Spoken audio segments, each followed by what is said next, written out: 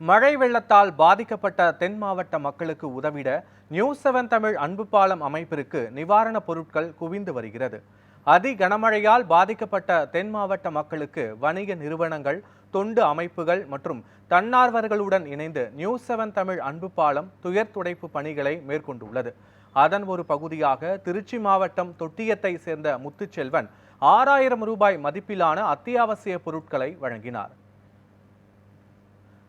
செங்கல்பட்டு மாவட்டம் கூடுவாஞ்சேரியை சேர்ந்த வாசுதேவன் 50 கிலோ அரிசியை வெள்ளம் பாதித்த மக்களுக்கு உதவிட நியூஸ்7 தமிழ் அன்பு பாலத்திடம் வழங்கினார்.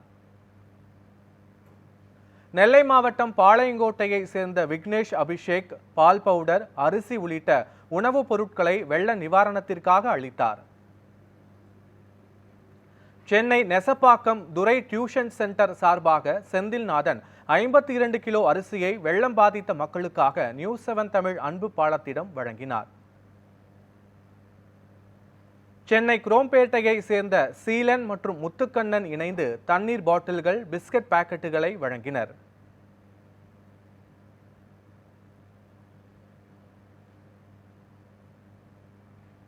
வெள்ளத்தால் பாதிக்கப்பட்ட மக்களுக்கு திருவண்ணாமலையை சேர்ந்த நடராஜன், சாரதா நியூஸ்7 தமிழ் அன்பு பாலம் மூலம் புத்தாடைகளை அளித்தனர்.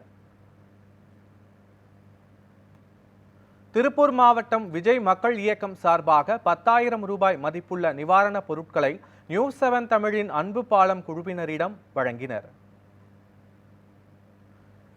திருச்சி தெப்பக்குளம் ACME அகாடமியை சேர்ந்த மேரிஸ் குமார் 50 கிலோ அரிசியை வெள்ளம் பாதித்த மக்களுக்கு நிவாரணமாக வழங்கினார்.